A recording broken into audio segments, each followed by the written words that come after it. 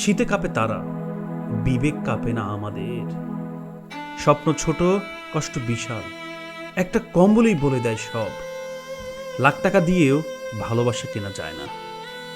এই সত্যিটা আমি বুঝতে পেরেছি তখনই, যখন দাঁড়িয়েছি এমন কিছু মানুষের পাশে যাদের চোখে বড় কোনো স্বপ্ন নেই, কিন্তু বেঁচে থাকার জন্য আছে এক নীরব লড়াই। এদের স্বপ্ন খুব ছোট, একটা কম্বল পেলেই এরা খুশি।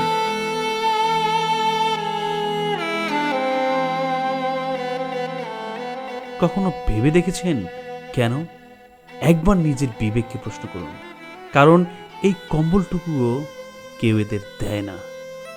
এই শীতে এদের অনেকেই ফেলে দেওয়া পুরনো শাড়ি গায়ে দিয়ে রাত কাটায়, ডালপালা কুড়িয়ে আগুন জ্বালিয়ে ঠক ঠক করে কাঁপতে কাঁপতে ভোরের অপেক্ষা করে, কখন একটু ঠান্ডা কমবে, কখন সূর্য উঠবে।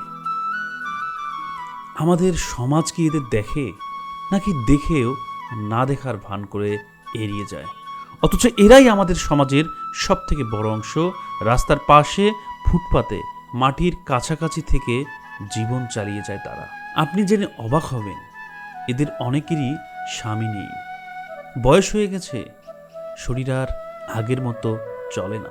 কারো কারো সন্তান থাকলেও অভাবের তাড়নায় নিজেরাই ঠিকমতো বাঁচতে পারেন না। পেট চালাতে গিয়ে মা বাবার খোঁজ নেওয়াটা পিছনে পড়ে যায়। কাকে দোষ দিবেন বলুন তো? দারিদ্রতাকে, পরিস্থিতিকে, নাকি পুরো ব্যবস্থাটাকেই? আসলে দোষ দেওয়ার চেয়ে বড় কাজ আছে, সেটা হলো সবার জায়গা থেকে এগিয়ে আসা। এই শীতে চলুন আমরা সবাই মিলে তাদের পাশে দাঁড়াই। যে যেখান থেকে পারি, যেভাবে পারি, একটা কম্বল, একটা শাল, একটা গরম কাপড়।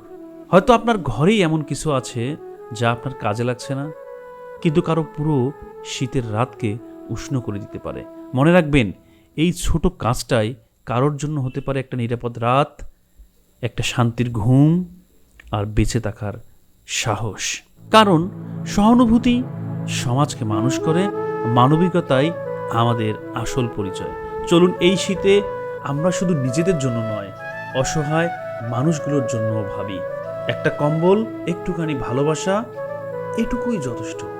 এই শীতে কম্বল বিতরণ করুন, মানবতা ছড়িয়ে দিন, কারণ মানুষ হওয়াটাই সব থেকে বড় পরিচয়। যদি ভালো লাগে, অন্ততপক্ষে 3 জনকে ভিডিওটি পাঠিয়ে দিন। সবাই দেখুক সমাজের কি বাস্তবতা, কি করুণ পরিস্থিতি। আজকে এ পর্যন্তই, দেখা হবে অন্য কোনো সময়।